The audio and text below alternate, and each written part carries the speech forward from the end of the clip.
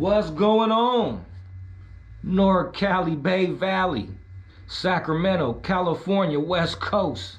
We is in here, man. I'm talking about a pioneer. And when I say a pioneer, I mean in so many different aspects of this hip-hop industry. We're going to get into all of that today. But y'all, we is in here with no other than, should I say, California's own pioneer in multiple aspects. We is in here, y'all, with no other than E-MOE. What's going on with you, my bro? What's up with it, Nico? What's up with it? What's up, bro? It's definitely good to see you and have you, man. Thank you for, this time, man, for real. Yes, sir. Thank you for having me, man. I've been waiting to sit down with you. You know how we do it. Yes, sir. Thank you, my bro. Bass style music, nigga. SAC 916, nigga. They love it when I get down, so hey, you better sit down. Told you I be aiming at niggas ready to spray rounds. Lay your ass down 6 feet in the grave. If you ever get my way of me trying to get paid, on a mission competition trying to stand in the way. But I ain't trying to kill nobody, so at night I pray. And I don't go to church, gotta believe something. Before I split a nigga head wide open like a pumpkin, yeah. Gotta get mine, it's all on me. So I can buy the bar out, homie, all on me. When I finally get rich, girl, you gon' see that I've been sticking to the plan since 73. And oh yeah, getting old, so they call me a G. So I pass the game off to my nigga Lace Lean. So let's go, nigga, get that green. Better get from round here if you ain't down with the team. Better get from round here if you ain't down with the team. Only niggas getting money hanging out on the scene. So I'ma tell you ass once, I ain't trying to be mean. You better get from round here, better get from round here, better get from round here if you ain't down with the team. Only niggas getting money hanging out on the scene. So I'ma tell you ass once, I ain't trying to be mean. You better get from round here, better get from round here. We're going to start off, Big E-MOE. Can we ask you, bro, where was you born and raised at? I was born in Chattanooga, Tennessee. Oh, wow.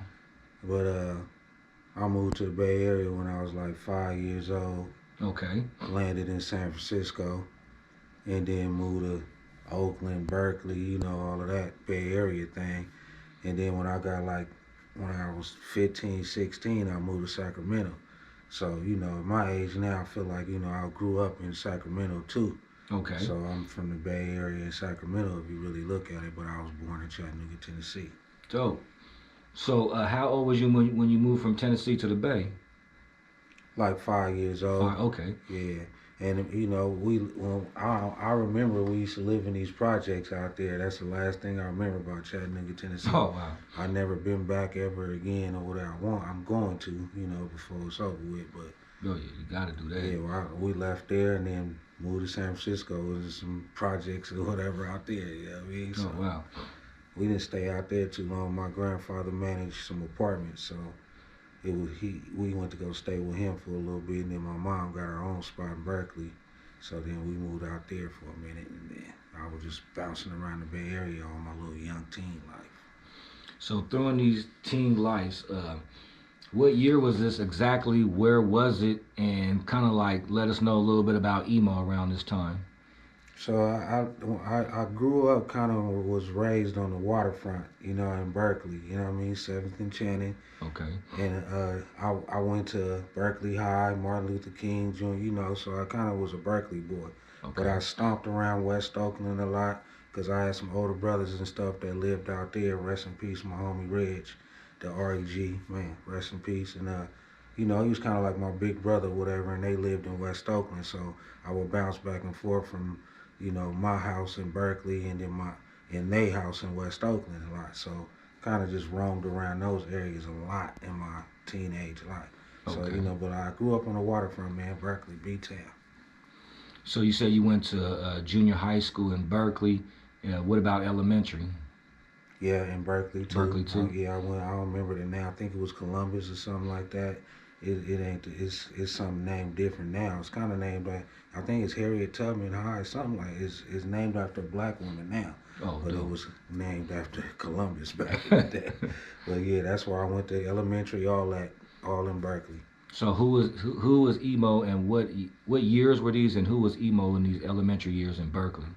I was kind of like, really, I never was really doing music or nothing back then. I was like break dancing and you know, hanging out with the crew. You know, we had a waterfront gang. It was whatever crew, whatever you wanted to hang with, call it. I used to kind of hang with them a lot and do a lot of street stuff. You know, I sold a lot of crack and everything like everybody else back then, because that's when the crack era hit. And it was like if you wasn't selling crack, you was kind of like a weakling. You know In what I mean? elementary school? Yeah. No, I mean, you know, coming from junior high, you know, mid junior high, and then going into high school.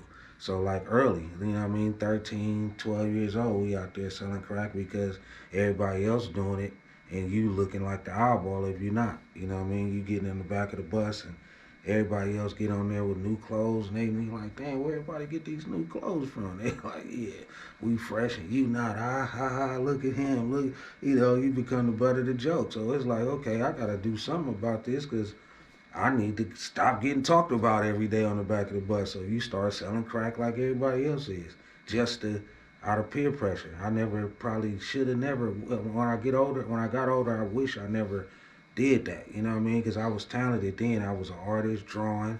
I was taking karate and doing a lot of stuff at the YMCA, and you know what I mean. I was participating with trying to be something better young because we never had shit. You know what I mean? Like I said, when we moved out of Chattanooga, it was in the projects. We never, my mom came out here, she got on welfare or whatever to keep going, and she never had a solid job when we was young. She was just, you know, young having us. She had me young at 16 or something, you know what I mean? Oh. So she was young trying to find her way too. So all that time I just wanted to get something, man. And I had a lot of talents, but the streets and the peer pressure led you to selling crack and doing all that other shit. So your younger years, elementary, junior high, all those years, it's kind of like you seeing everybody in the streets hustling and stuff, and so it kind of just got you going doing the street hustle. Straight up. Okay. Now high school comes along. You're still hustling. What's going on through these Still years? hustling, but now you messing with females more and shit or whatever. Then you know everybody start getting girls pregnant and all that because we having permixed with whatever unprotected sex, which we shouldn't have been doing. Hella young, just trying to be cool because this nigga fucking. And, you know, it's everything became peer pressure in the hood. It was like this nigga selling crack. All right, you ain't shit if you not doing it. This dude got 15 girls. You ain't shit if you ain't doing it. You know, they treat you like you was a sucker if you fell in love with one girl. You know what I mean? So you running around trying to fuck everything, and next thing you know, you got somebody pregnant. You know what I mean? Young. So that's kind of where it led to in the teenage years, and then after that, I was like, man, I gotta go. I gotta get out of here. Let's try something else. And my Reg and my family, my brothers that lived in West Oakland, they moved to Sacramento. And they was like, bro, if you want to get out of there or something, we out here now, so you know you can come out here and chill with us if you want to or whatever. So I headed to Sacramento when I was like 15, 16. Dropped out of high school, like 10th grade or whatever, you know what I mean? And came out here and finished school out here. Went to Daler and the Fremont Adult School downtown, and you know, finished, got my GED or whatever, and just tried to do that. But I didn't do nothing else but come out here doing the same thing we was doing out there. Because now with my older brothers and they doing, you know, doing their thing, you know, grinding and hustling, whatever. So I just came and slid right into that, and yeah, here we go again in the same peer pressure. This is what we doing, so you know, whatever. But that kind of led me to music though, because they always had like turntables and shit at the house. And, Oh, wow. Yeah, you know, that was another thing I used to do a lot when I was young is DJ. What years are these, if you don't mind me asking? I would say 93, 92, you know, somewhere around that way. Is when you moved to Sac? Yeah. Okay. And then, you know, like I was saying, they had the turntables, so they was my big musical influence, you know, and they had a connection with E40 and, you know, and Sugar T and all that, because one of my cousins, Ron C, shout out to Ron C, that was with the crew, whatever, you know, and one of my cousins, Jomo, you know, him and those two were with Sugar T and Renee. You know, they were Sugar and Spice. They had a rap group called Sugar and Spice back in the day. So, you know, those two guys were always in relationship with them, and then they had kids and do, you know, whatever. So our family was always kind of connected through that way. So, you know, I was able to see a lot of music grow young, you know what I mean, be behind the scenes and stuff. seen Studio Tone produce beats and stuff. You know what I mean? Like it was ridiculous because we, you know, was going to their studio at one time. Same studio where E-40 was recording all his early hits at. You know what I mean? Wow. Studio Tone producing all them was. We go down there, pay like $25 an hour, and he'd whip up something real quick. We go in the booth, we'll shoot back to sack. So, yeah, that was my big musical influence hanging around them, man, because they kept music and turntables and equipment around that I could touch. They would let me touch it like it was mine. They'll let me take it home. And one time their house burnt down. They was like, hey, bro, come get all the equipment. You know what I mean? The house burnt down, and luckily none of that shit burnt down. They let me have it. I kind of kept it till it broke. You know what I mean? For hella years. I brung it to sack with me and everything. They just let me keep it forever because I was utilizing it. They'd come in there, I'd be in there for hours scratching and mixing it, you know, thinking I was going to be a DJ one day. Mm-hmm. That was my early chase of music, is trying to be a DJ. No, but, that's dope. Yeah, my musical influence came from them, though. So your earlier years, man, you got to mess with. Mm-hmm. That's dope. Yeah, that's dope. That was that's a big time producer right there. Yeah. Produced a lot of stuff, y'all, for 40, like you said, everybody. So straight up. That's a good person. It was influencing to see him work, you know, and it was like, oh, that's how you do it? That kind of led me to like, man, I think I can do that. He just took the sample and chopped it up, put some drums on, but Tone could play the bass, the guitar, and do all that stuff. So, you know, I knew I couldn't do that, but I knew I could chop up some samples and things and make a drum pattern. And, you know, that's what led to me kind of producing a little bit. Dope. So what were you doing in that times in the studio? You were an artist, rapping, making beats, DJing? I was trying to be the DJ of the crew. Trying to be the DJ, okay. We had a crew called the Boot Squad, brothers out of Oaktown. Okay. When we was in Sacramento, you know, BOOT, the Boot Squad. Okay. And I was just trying to be the DJ of that crew because my brother Chris, he was really like Coogee rap or whatever, you know what I mean? He was a lyrical dude, you know what I mean? And he inspired all of us. So we just wanted to be with him or however we had to do it, but he was our ticket.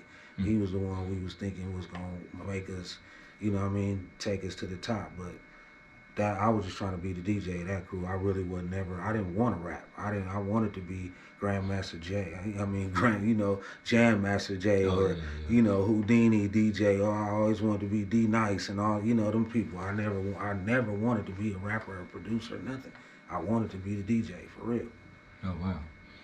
So now you're doing that, you know, in the studio with some real legends and stuff like that. Where does the music start going from there?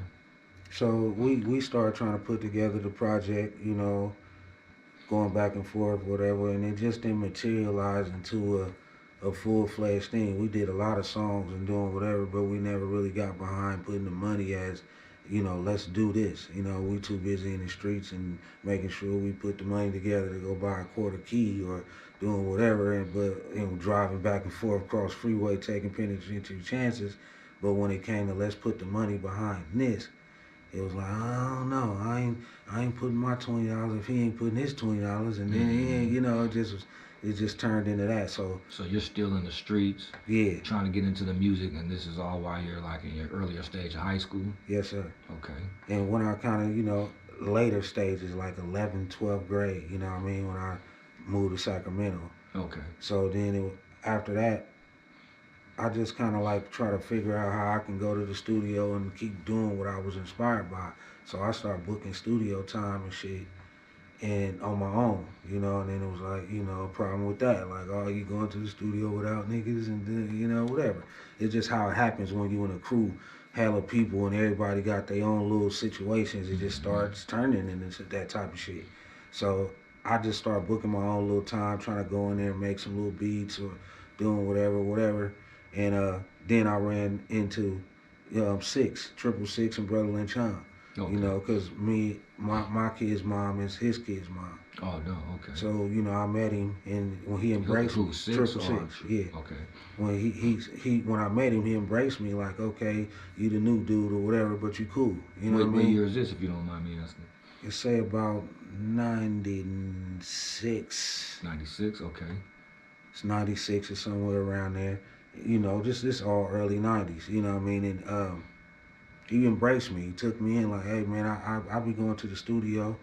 Me and my brother, we be doing this music. He handed me his tape. He had a tape called Nigga Deep or something like that with him and Lynch. And I was like, oh, okay, that's cool. I listened to it. I was like, man, this shit pretty cool. It was just different to me. And it just stood out because it was different. And it was like, man, these motherfuckers was risky. The shit they talk about, though, and I'm like, it's gangster, really, though. It was NWA-ish and, you know, whatever. It just was hard to me. Mm-hmm. So I went to the studio. He was like, he embraced me and took me like, hey, bro, you want to come to the studio with me? We there tomorrow. Woo, woo. I goes there. I meet Brotha Lynch. And, you know, at this time, we all mixing down on the mix boards, and we got to manually mute everything you want to drop out or whatever. And if we got 32 tracks, it's like, damn, it's hard to be down here on the drums, and then you want to reach way to the bass line and mute that. You know, that's how we had to do it back in the day. We had to play the bass line all the way through or whatever. We couldn't loop nothing and do nothing. That's where we come from. So when Lynch needed mix downs and all that, and they needed mixes on their music, that, you know, we had kind of help each other. So it'll be 3 people on the board. It's like, oh, okay, you can handle. He got the drums down there. I got this section, and I got this music. So when the hook come, we all doing this, and all, you know. So we all gained a relationship from me just going to the studio and helping them mix down music and doing stuff like that. So on, you know, 24 Deep, I got all of. Like the first 3 albums after Nigga Deep, you know, all the 666 stuff, all the, you know, whatever, I was there in the studio helping them mix it down, playing a few sounds and the hooks, whatever the case, whatever we had to do. So that's where my Sacramento roots started at, because they embraced me and took me in and was like, bro, it's good, come up, come through. We like what you do, so come through. I need you. You know what I mean? Dope. So it turned into a relationship that eventually moved on to other things. Oh yeah. So how you feeling, man? I mean, you in Sac, you've been kind of taking your time, stepping in with stuff, and now all of a sudden you hook up with Lynch and Six, who's got a buzz already kind of going through the city already with projects and different things going on. How you feeling about that in the music? I was feeling blessed. Like, man, you know, I felt they was gonna be big and gigantic artists or whatever at that time. I'm like, man, this some dude got some tight dope going here. I remember I went to one of Lynch shows in Davis or something way back then, probably 97 or something like that, and he came on stage. I went with them or whatever, but I didn't know this was finna happen or whatever, but he went and had, it was 6 dudes carried him on the stage in the casket. Oh, wow. And this was way back then. He had a show, you know what I mean? It was like, wow, dude, damn, that's dope. Like, this nigga really is kind of... And he did this, because, you know, he's on 24 Deep in the casket on the cover. So they carried him in just like that, and he just got out that motherfucker and just started shooting the song. They was just going crazy in Davis. Entertainment. Yeah, and I was like, okay, this, you know what I mean? This is not, I don't know what everybody else see, but I saw it as being a gigantic shit, you know what I mean? I just kept trying to just hang out with them, man, and just soak up as much game as I could. Learning from Black Market, you know, was up there, said was a cool dude, letting us come in and, you know, do a lot of shit. We had a couple projects and stuff working with him, and then, you know, on the side of that, my homie, I met Big Hollis through Brotha Lynch and Six, because we were all going to the same studio. It was called Inharmonic. It was downtown on 24th and C. It's one of the legendariest studios that used to be. It was almost the only studio at that time that would let hip hop at least come in there. You know, we got Paradise Studios, all, you know, the big studios that cost more. But it was only probably 2 or 3 studios at the time. But Inharmonic was like, they had a skateboard ramp in there, whatever. You know, it just felt hip hop. It just felt comfortable, and we in the warehouse. You know what I mean? So it was just the place to go. And I met Big Hollis through them or whatever, and we started clicking up a lot. And his first album or whatever we did together, and we was kind of a group damn near. I hit a lot of suckers down there at the park, man. So I'ma come through in my nut, causing much pain. They seen the flame from the barrel of my shotgun. I see some suckers drop, so I guess that mean we got one. You mean that nigga over there on the curb? I can't stand it. We out here on the mission, catch your suckers red-handed. Went to the next spot where all the suckers be hanging that chopper out the window, try to let some other niggas face flat. Talking that lame ass shit that we ain't used to. But you know I get buck wild child and send some tips through your whole crew. Cause I'm like nice on the trigger, bro. When I'm fucking with my fofo, I'm leaving their bodies in the boat smoke. Then gain a nigga hope, but on an accident. I ain't got time for no Captain Save a whole shit. So take your hoe and you know where to go. Away from Hollis and Lee, sucker free for the 9-4. Hollis and Lee, dash mo, sucker free for the 9-4. So now you know. Hollis and Lee, dash mo, sucker free for the 9-4. But he was really the rapper, you know, and producer and all that. I was just, he already had his own thing. He just liked it what I was doing when he seen me with Six and Lynch, and then was like, you know, come over here with me, because they was doing their thing, but it wasn't really including me as that. We were all kind of individuals. At that time, we was all friends, really, so it didn't matter. But I ended up clicking with Hollis more, and we started doing a lot together, you know, traveling and pushing his project and doing everything that we could to get him to where he became, you know what I mean? And so Hollis I know he's a producer. Yeah. So he was rapping too? Yeah, he was rapping. When I first met him, he came to me like, hey bro, I got some songs, check my shit out. And I'm like, man, that's clean. I'm like, yeah, you dope. And he's like, who did that beat? Me? And I'm like, oh yeah, okay, you dope. You know what I mean? And we just clicked up, bro. That's my brother to this day. Shout out to Big Hollis, man. Love you, bro. I ain't seen you in a minute, but I'm gonna see you soon, bro. That's dope. Oh yeah.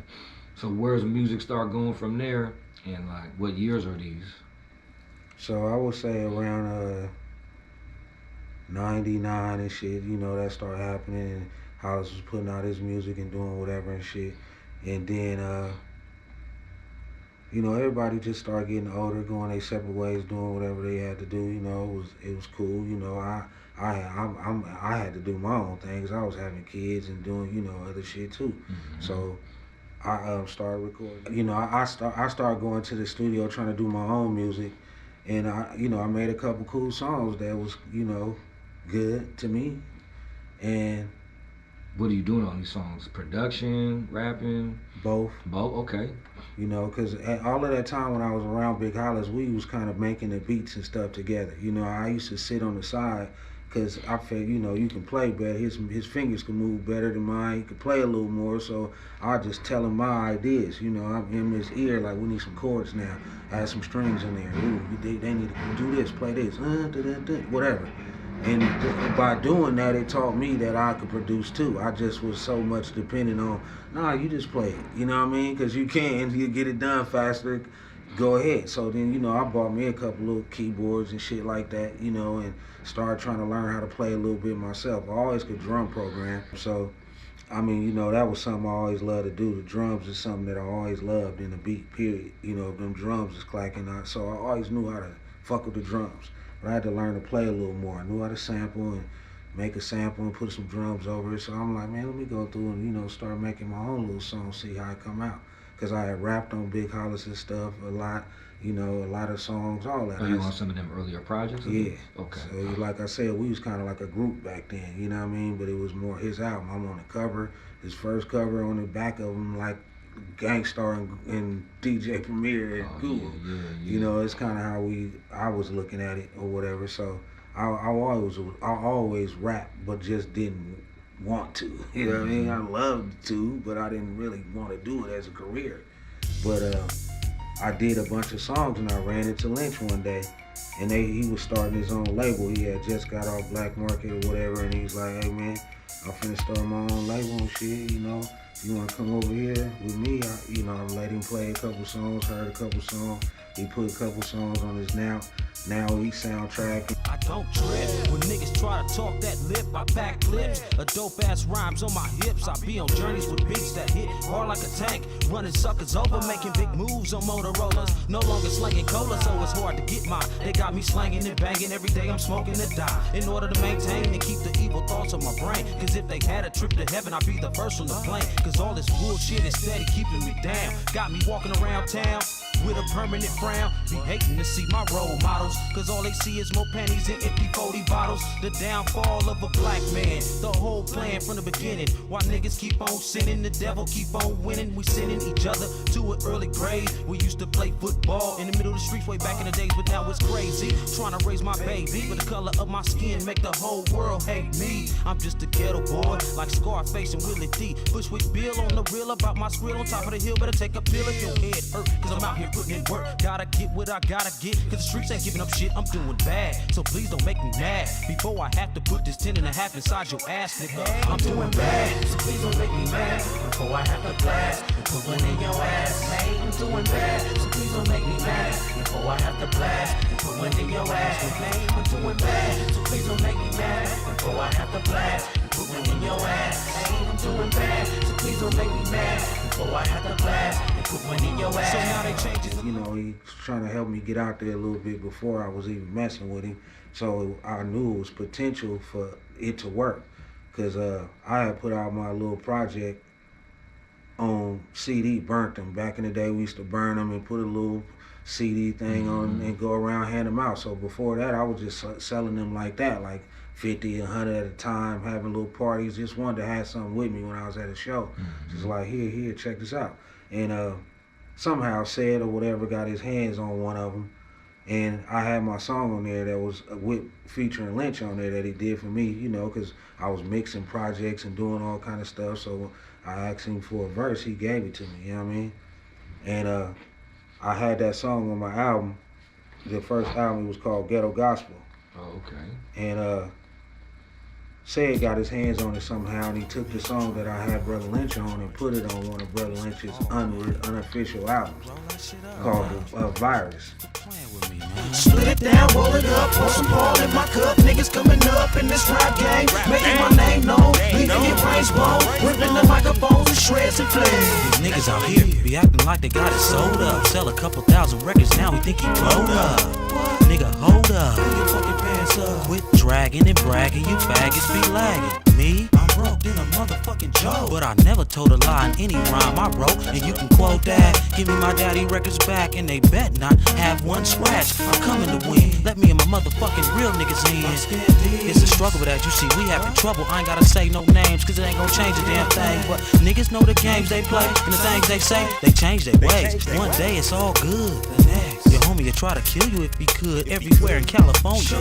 Cause now I pass the microphone to my nigga Lynch Hung and let him rip it away. Split it down, roll it up, pour some ball in my cup. Niggas coming up in this rap game, making my name known, leaving your brains blown, ripping the microphones and shreds and flames. Split it down, roll it up, pour some ball in my cup. Niggas coming up in this rap game, making my name known, leaving your brains blown, ripping the microphones and shreds and flames. Prepared to cross lines, protect nine, to protect my neckline. Doing Columbia neckties, make sure you niggas respect mine. Had to leave them all behind, pay them no never mind, whatever mine is mine. So bless my soul when I do these crimes. Right in the spine to take the scratch. You be wanting everything from my raps to my ass cap to my ass crack, but I'm past that. Call my nigga on the phone, I hope you know.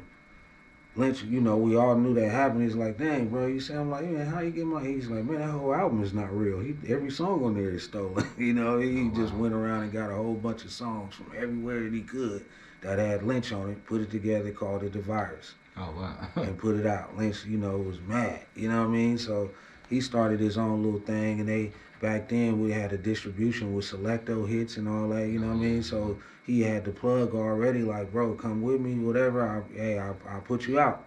So I'm like, man, I had to take that advantage because I wasn't really even trying to be a rapper. But if he liked my music, then I'm like, cool, I can go over here and kind of, you know, help him with what he doing. And, you know, he had a label and other artists, at least about 15 of us.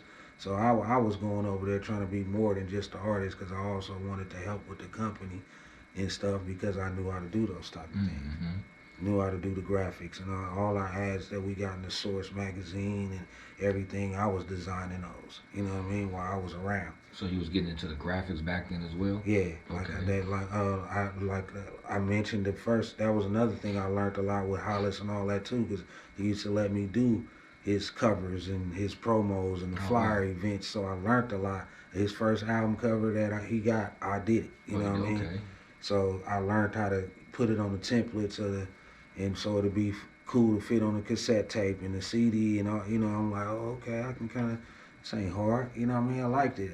Like I said, I used to draw, I was always talented, so all those talents started coming back to me once I started trying to do music to get away from selling anything illegal, because I got these kids and this family and just trying to do something different with my life and just figure it out.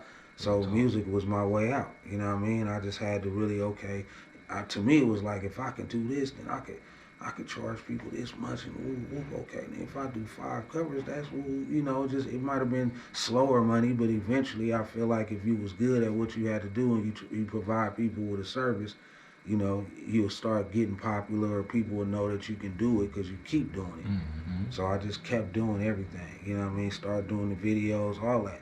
Back in the day when we was doing videos, I was shooting them, editing them, or helping direct. And when we go to the editors that's going to edit, I'm sitting there telling them how to do everything. And it just made me feel like, man, I could probably do this stuff myself every time, just like studio Just the late time. 90s? Yeah. Okay. Easy late 90s. You go back to them covers, they 99, 2001, all, you know what I mean? All in those years right there, I was going crazy with doing everything behind the scenes. No, wow. See your artists and shit out here, man. We putting it down, you know what I'm saying? I'm happy for my artists, man. Happy that, you know, things is moving smooth. We just gotta keep it moving on, you know what I'm saying? Yeah, for Just sure. keep- So after that, you know, I went to go deal with Lynch. He put my first album out. It was called Ghetto Gospel. We took that same song that he had that Said took and put on the virus. It was on my album, so it connected everybody to, oh, this the dude E-MOE that was on the virus. You know what I mean? Because I don't even think it said my credits or my name in the credits in the album or whatever, but people knew who I was. Yeah, just my song was on it. It was my song. Oh, okay. I had 2 verses on it, and Lynch had 1 on it. Oh, So it was really my song. They was yeah. hearing me more than they was hearing Lynch. Mm-hmm. So they got familiar with the voice, and he thought, man, since people know you from him taking that song and doing that, I might, you know, might as well put you out and we capitalize He off gave of us some that. promo. Right.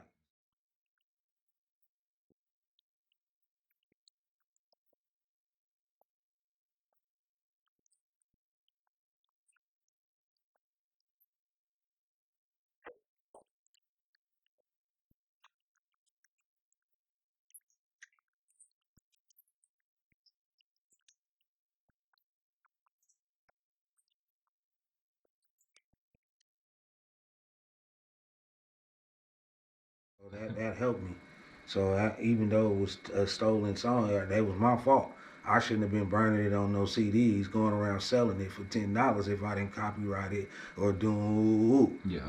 So when he took it, I was like, dang, it's good. At least somebody with a label that really put it out and it was distributed and heard. That was fine to me. It was like that was, so we capitalized off. Okay, well since you did that, put my album out and let's go ahead and do this E-MOE thing. That's when I kind of became a rapper. No, dope. Because I was just rapping, you know what I mean? I wasn't really, you know, like I said, I was going around selling my shit just to see if people liked it or whatever. I knew it was cool because we performing, doing shows. I knew it was cool, but I wasn't really tripping. I just wanted to be a record company bad. I wanted to sign people. I knew I can do all that because I can do the cover for them. I can record them. I can do so. I kind of would be cost efficient if I had a label or whatever because I could do everything. I don't gotta pay so much, you know what I mean? So That's true. I always wanted to be a label more than anything. Oh, man. That's dope. So, man, you made all this little moves and stuff in the 90s, man, from dealing with Lynch, Big Hollis, 6. You're rapping, you're recording, you're doing graphics, you're helping out with the videos and stuff. Now the 2000s come. You already dropped your an album with Lynch that put it out for you. Where does the music start going from there now that you got a record out and stuff?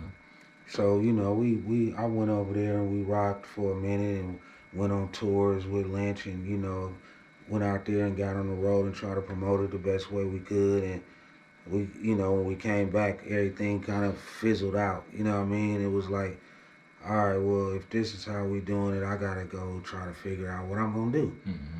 That's all it was. It was nothing else. I can't sit around and just wait for people to figure it out. No negative about Lynch, because like I said, he put me on, bro. He changed my life in the rap world by inviting me around his life, period. Mm-hmm. There's nothing nobody can ever say to me about him, bad about him to me, because I don't care. I love him for what he did for me. Real talk. And but I just started feeling like, okay, it's on me from now. You know, like I said, each time you get older, you know what I mean? You a man too. You gotta figure out how to feed your family. If they not helping you feed your family or whatever it is, no love lost. You just gotta go do something else to feed your family. Real shit. So I started figuring out how to do the video stuff real good. And well, back then it was just amateurish or whatever, but I started figuring out how to do it good enough to charge people or whatever for it. So I went and got me a camera and shit, man, and just started figuring out how to shoot these videos, and the camera came in handy for doing album covers and stuff too, because now you can do photo shoots and whatever. So now this other stuff, the services that I knew how to do was bringing money. And this is all in the early 2000s? Yeah. And you know, and I didn't have to rap to make money. You know what I mean? I'm looking at this project and I'm like, you know, they gave me a signing bonus, a little money for, hey, here's this for that, and we finna put it out, and that was cool. I got some money out of that, it was fine, but it was no more money after that. Yeah, I'd never seen no more money from my album, my first album that came out after that first money I got. And who knows if it recouped? Who knew if it sold or whatever? Who knows? You didn't have control of it. Right, I didn't. I just happy to be out and take that check that they gave me. It was like, oh yeah, shit, let's go. You know, it was a good thing though. But eventually, I started learning how to do all the other service stuff, man, and it just started showing me that, you know, studio. I was doing mobile studio stuff, all that. I had a little equipment, all the laptop, whatever. I just take it over people's house and set it up in their living room and record them beautifully, you know what I mean? And people was amazed by that, like, man, this fool got a mobile studio. He'd come to your house and make you, and you be sounding good, you know what I mean? So I just started realizing that the money was in the service, because I knew a lot of people. I could just hit people up like, hey, bro, I do videos, and you know, then that's when the internet shit started coming around, and you know, pressing CDs, and you know, that was the only thing I liked doing about music, is pressing them CDs up and being able to get that money. It was like selling crack, you know what I mean? You can just hop out somewhere and you see somebody that look like they love music. All you gotta do is show them it. They ain't even, you ain't gotta force it to them. You just, hey man, you know, you listen to rap, and they like, oh, what you got there? If they interested, they gonna buy it. Now you got $10, $20 in your pocket that you didn't have a minute ago. And if you go to a show or whatever, and you gonna set up a table to the side, whatever, you gonna sell about 10 of them or whatever, at least that's $100 that you ain't have in your pocket. For real. So I just started adding all that up, like, man, you know, but then they took the CD game away from us, man, and start going to this digital world, and I just start seeing that coming. I'm like, damn, they really finna do this. They really finna wipe out the CD. But if you remember, that it happened with 8 tracks and, you know, every record, all of that, cassettes, you know, eventually all of that stuff, the world got to evolve. If you're smart enough, you won't get mad, you'll figure it out. So that's what I did. I'm like, man, I got to figure out something else, because music ain't gonna be, I ain't gonna be able to come out the trunk and, you know, I'll go press up 100 CDs and make $1,000. Easy. Shipping them to people all over the country, everything. So my music is still getting out there, and I'm making some money off of it, but it wasn't enough. So when they took that CD away, that's when it wasn't enough. The CDs, I'll press up anything, bro, at the time, because all it took was having a product. But when they took that away and you couldn't come out the trunk with it no more, it was like, man, we got to figure out something else. So I just started figuring out the service side of it, and that's what made me keep going, bro, learning how to do things to help other people. And that's why I mainly did it, because I'm always like, man, I can help you do that, bro. I can help you do that. Hey, I'll do it for you. That's where all the skills came from. Like, bro, I'll figure it out. If you just get the program, bro, I'm sure I can figure it out. So I learned. Never went to school, self-taught, everything. No one has ever sat down and said, E-MOE, this how you do this, dude. You know, I just sat down, smoked a lot of weed, figured out my goddamn self. Speaking of For real. So, like, in these earlier stages of you recording and stuff, any familiar names that anybody might know about, these that you might have been recording back then? Or probably any a lot names of you just want to people. give it up to back Man, it's so many people, bro, that I work with through my life. It's hard to remember everybody's name. Yeah. You know what I mean? But I wouldn't say they all was famous or do whatever, but a lot of people did their thing, like Scandalous. Okay. He was one of the artists that we worked with early. Looney Coleon, you know, there's so many people, bro, that I can't even think of their name right now, cause I just love working with them. I didn't work with them for their names. Yeah, you know? yeah. No, Just wanted to let I'm the people supposed know. to, and I'm supposed to know that, but that's why my brain don't know it, cause I just did it. You know what I mean? But it's so many. When you leave here, a whole list of names that come down. Telling you. You shot us a couple of good ones. And so now you're recording. Then you said now sometime, when is it that you kind of start touching with the videos? Kind of like 2009. 2009. You know what I mean? I seen that YouTube thing come, and I'm like, hold on, what is this? I'm like, oh, you know, because MySpace was there, then Facebook came, then YouTube came. Yeah. And I'm like, hold on, this YouTube thing, though, you mean to tell me we can shoot our own little video or whatever and put it? Oh, no, I'm finna. I just started learning that video shit just because of YouTube. Because I'm like, I wanted to be on there and see how it worked. At the early days, it was just love. Every site was love when you first got on it, because they was figuring it out too. And once they figured it out, then they changed stuff over the years. But yeah, that YouTube thing just made me figure out that video shit quick, because once again, it was a service I knew I could provide to people. Because I knew people was gonna need videos. So it's like, okay, well then let me get into this video thing, see what my niche. I been popping my collar, I been stacking them dollars, I been hitting hoes in they gut, making them holler. Whatever beneficial, I'ma go all in. Until the day I'm dead or locked up in the pen. And even then, I'ma get my scratching updated. Even if I gotta rap on the phone like X-rated. Dropping shit constantly, ain't nobody stopping me. Popping till I get rich, a pay style monopoly. Standing on the corner never got me shit. And even though I'm broke, I'ma keep doing this until the whole world know that I'm in love with the music. Trying to get paid quick so I can put it down and prove it. The movement is TOE, taking over everything. And my name is E-MOE.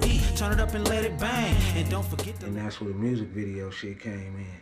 I first had picked like 10 people and was like, man, I'll do a video for you for free if you just let me do it. Just give me a song you like, whatever, just let me do it, and it's yours. I'll do it for free. And some people still pay me $50 or something to come for gas or whatever. They was like, nah, I can't give it to you, whatever. So I did those whole 10 for everybody for free. Eclipse the Hustler. The cook at home, straight to the booth. Gunpowder mixed with the truth. My recipe is shattered the fake while I to the youth. Yeah, I'm a blood affiliated. Mine was on drugs. Ended up in foster care. That's what made me a thug. Think it's cool if you won't, but it's not. I'm on thin ice. Get one life to live, right or wrong. Ain't that nice? You know, Lace, Lino, you know, they all let me do a video for them for free at first. Oh, dope. And then, but it was one of their first videos they had, you know what I mean? So we was helping each other out, you know what I mean? So they put the videos out, and I saw it was working. I'm looking at it, and then they came back for another one. So that showed me that I was doing something, right? You know what I mean? So I just kept on doing that shit after that. And that took off on its own. You know, it led into a lot of other people calling me like Mozzy, you know, when he first started doing this thing, like everybody really out here. I kind of mess with underground. I don't really chase the big shit. If it come, I'll get it. But I work with the underground. And when Mozzy was underground, you know what I mean, putting on these little Tim with a short haircut and all this shit. E-MOE, nigga. Google me, nigga. E-M-O-E-E-C-V-E-E, nigga. Hella E's and shit. Nigga, Hex and hella extra, nigga. You gon' find him, my nigga. Go to YouTube, Google him, nigga. Type in Mozzy, he gon' pop up, nigga. E-MOE in the building, man, with the video shoot. Free main, nigga. Straight like that. Free nigga. Throw my nigga E-Mozzy with his head in. Somebody, you already know, niggas. You know, Hus Mozzy hit me in the inbox like, bro, so I see you do these videos, whatever. Can you pull up and shoot one for us? You know, I'm like, yeah, man, where y'all at? Pull up in the Oak Park, shoot the videos for him. We did about 3 or 4, you know what I mean? And from there, history, bro, because everybody, I still get noticed and talked to about right now to this day about Mozzy videos. Yeah. Because he did his thing, you know, and that's what I always hoped everybody I did a video for would do. You know what I mean? If you just do that, if I did that, I'll be good just because y'all doing your thing. Don't matter if I come with you or none of that shit. It just do your thing, I'll be good to eat. Because everybody gonna come to me like you the dude that did Mozzy videos. You know what I mean? So that blew me up in its own right in the city, because everybody in the East, everybody wanted to have a video like whoever doing Mozzy videos. So that got me a lot of clientele back then. So Ever For since those who then. ain't paying attention, I hope you listen, because we started off with pioneer stuff from this man dating back to the early 90s. Now we're talking about mid 2000s and reinventing himself and become another pioneer of Sacramento music videos. He's one of the first to do that, especially with the underground. You heard some of the artists he talked about. He was giving them their first videos, you know, so that's dope. So we talking about two-time pioneer right here with this.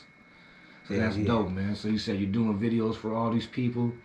Kind of let us know, you know, what's going on from there with it, or if there's any stories you'd like to share, you know, with us about, you know, working on some of these videos, or when you was, you know, any type of story. You Yeah, know? that shit get rough, man, because the whole story, even going back to Mozzy again, you know, that shit got deep in the city with the stuff that they was going through, whatever.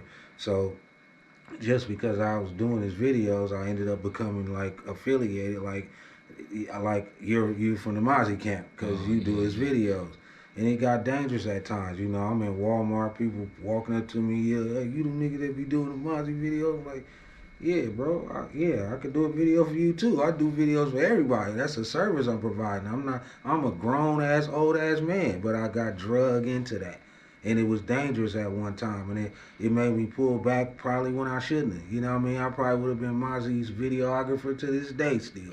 Who knows? But when I saw it getting real and funky, I was like, oh, these dudes ain't playing with this shit. Yeah. I'm like, man, I kind of had to pull back a little bit, and they, you know, called for a couple of videos. I'm like, bro, I don't know, because that shit y'all got going on. So, you know, I end up shooting videos for the other people, whatever. Go through there in Oak Park. I'm shooting a video for this dude, and no one tell me these dudes driving by and they just start shooting. And I'm like hitting the ground, bro, drop my cameras, crack one of my lenses, all this shit. And I'm like, bro, I can't, why? I do this for a couple $100 or whatever. I don't charge that much for a video. I'm like, I can't lose my life over no couple $100. For real. You feel me? So I pulled back from doing, you know, those street kind of videos a little bit. And that's kind of died out anyway. You know what I mean? There ain't too many people out here really doing that anymore. Everybody trying to get a little bigger, you know, whatever the case. But back then, everybody was trying to do that. Yeah. Everybody wanted the video in front of the liquor store. Everybody, it was no other thing that they cared about. They just wanted to shoot a video in the house and then whatever in the kitchen. They did not care. They just wanted to shoot a video. And back then, if you just did a video, you was good. Because everybody wasn't really doing good quality videos. You know what I mean? That's true. So that was one of the stories right there, bro. That shit got dangerous. And I love it. I love everybody out there, bro. I ain't take no sides. I just want my black people to get money. Right. And when I see that, I don't want to, you know, be involved in that and you lose my life. Well, for me trying to help, you know what I mean? For real. Yeah, because I see, too, you was also messing with his uncle. You was doing GP the Beast stuff and Big Slap Rock, Big Slap Rock, FON Check. You know, you know, Oak Park is kind of one of my family, really, because I fuck with them a lot. They fuck with me a lot. And it come from the Mozzy affiliation and all that, whatever, too. But at the same time, they keep fucking with me over the years. It ain't, you know, they keep fucking with me. So I don't turn my back on them, period. Have any other hoods you recorded some videos for? Yeah, you know, Hollow Tip out there. What they thought, he wasn't riding for the West still. I'm fucking with this shit until I get 100 million. This the West Coast capital, 100 round calico. Me and Marva Jean, the hustle was international. Turn your 18s up, phone, blow your speakers out. Get it how you live, do it big, my nigga. Man, we representing sack, counting rubber band stacks. On the hustle in the trap, transporting a couple packs, like, nigga. You know, I did videos for Marvelous and the East Sac, you know, all of the East Boys, the Scar, you know, all Scar that before he came up, you know, and all of them people out there. All of the early videos I was doing. Oh, dope. So I went from the East to the West to the South, everywhere. I work with everybody out here. It's just about if they work with me, because some people be like, no, because he messed with that dude, or he from that area, or he, you know, it's just how Sacramento is. If you from the South, then the North might not fuck with you. If you don't come to the East, and if they don't fuck with you, they not gonna fuck with you. Yeah, that's true. It's segregated out here, but I was able to fuck with everybody. Yeah, that's dope. So now you become this man doing the videos and everything, and this past you already have the history. Where does everything kind of start going from there? So then, you know, like I said, I'm recognizing the services and shit. So I'm like, you know, the video stuff started taking off, whatever. I started picking up, you know, a couple artists that I wanted to rock with, like Mr. G, Mac 17, Don Blanco, you know. Yes, I just sir. started affiliating myself with a couple Bros. people that I like, you know what I mean, that relate, that were like me, you know what I mean? And from there, I'm like, okay, I need to get a studio because I just needed a studio, you know what I mean? So I also knew that was a service I could provide because I'm like, I can't pay the rent and be in no room and, you know, not make no money out of it. So I'm like, okay, I'm going to open that too and provide that service too. So then I brought, you know, Amplified Studios, that's what we call it, and where we at right now.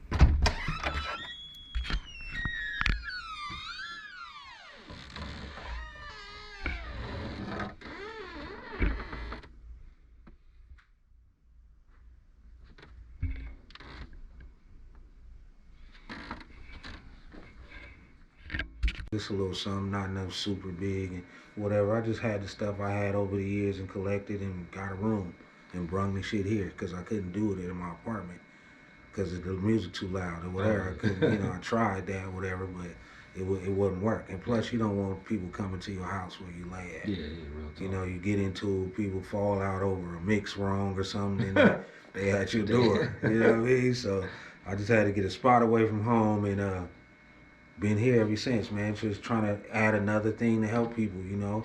I got a studio, I can record you, I can mix and master the best way I know how, I can edit your shit and I can do a video for you, I can do an album cover for you. I just want to, you know, kind of be able to, you know, do everything in the house. Oh yeah. You know what I mean? I print t-shirts sometime, whatever I need to do, I kind of make myself self-efficient to where I can at least do it. You know, if I know what other people, I know to go to other people, I need another video from this dude, or I will do that all the time. I tell my artists, bro, this video, we need to go to this dude with. It don't just be because I do the videos, I want to do them all, and I need to do all the covers. No, I know how to do them, so if I know who else knows how to do them. So let's go on and get a different look this time, switch it up so it don't always look, you know, like E-MOE did it. You know what I mean? Because after a while, you get your style, period. Everybody got a look and a style for themselves, so I know that about myself. But from there, man, that's where it went to, is me just trying to really just provide these services and help the city if they want to help themselves. You know, I'm trying to help myself. This is all I do. You ain't never mentioned me. You ain't heard me say I went and got a job or I was doing none of this. This is all I do to make income for myself. And it's only to show people that you can. You know, you don't have to go out there and sell out or do all these stupid and act stupid and do this to get on. You really could work hard and still have something from it. So that's all I've been doing, man, is trying to get something from this shit after all this time. Real talk. For those who don't know, I stayed fucking with E-MOE for a few years now with a lot of aspects of the game. A lot of aspects. So what else has been going on? What's going on lately now for you? Lately I've been trying to figure out what's next, bro, because, you know, and I've been working with, you know, Mr. G and Mac 17 still. They ain't going nowhere, ain't been nowhere. They've been down with me like the last 5 years or something like that, and we've been going strong trying to work with what we got. We got baby napes and grapes, slapping on 28s, pull up to the spot to check your face. Come on, baby, that's that knock. Do you love the way my speakers pop? Come on, baby, that's that knock. Do you love the way my speakers pop? Come on, baby, that's that knock. Do you love the way my speakers pop? I touch money like it's my skin. I'm in the lane where we always win. That's not a frown, baby, that's my grin. The heaviest blows, we take them on the chin. Tanqueray top 10, that's my favorite gin. Smashing the wind, blowing on a perfect blend. Daily is the pay, so we get it all day until the day ends. Bend another corner, in the city with no pity. Sacramento stays gritty, cops with shitty attitudes. Congress has no gratitude, but Black Lives Matter. All you need is one shot to make the whole crowd scatter. You can't can hate all you want, but it really don't matter, cause real G's scratch off fleas and keep on pushing. When we crash, it ain't no cushion. Getting money is the mission. Got 'em wishing it was us. On the come up, ain't no better check yourself. And it's been working, you know what I mean? So they ain't never done no, oh, I ain't rocking with E-MOE now thing. You know, we've been rocking hard as much as we can, you know what I mean? So right now we're trying to get Mr. G's singles and stuff. He got an EP coming out, got a couple singles coming out, videos about to drop. And we're just trying to focus on us right now. And I'm trying to move forward and figure out, you know, what kind of cameras I want to upgrade to, you know, what kind of pieces I'm gonna buy, without just buying some shit, you know what I mean? Because this shit ain't cheap, you know what I mean? Shit I want ain't cheap. It's $5 grand just for the body, and you know, $5 grand for the lens, you know what I mean? I just want to take my shit to that. So man, my bro, E-MOE, you've been moving this shit, doing a lot of shit, man. Is there anything else, you know, you want to let the people know that, you know, they might not know, but you would like to, you know, make sure they know? I don't know. Maybe, shit, man, people follow me on these social sites, you know, you gotta always remember that these days. So, you know, I'm on Instagram, E-MOE TV on Instagram, E-MOE TV on YouTube. You can also find me on Facebook. I just kind of get on there and get off, promote the music, and, you know, show what we got going on and get back to work. So, you know, lately, man, it's just been a lot of work, man, just trying to take what I do to the next level so I can feed my family, man. That's it, basically. Real talk, bro. That's good to hear. My bad. Let me shout out some of my peoples, man, because I know I didn't say some names today, but I'm working with a lot of people right now, and we just trying to get our thing to the next level. And like I said earlier, Mr. G, shout out Mr. G, Max 17. N4W is a group that I'm working with that's doing pretty good right now. The Wise Man, shout out the Wise Man.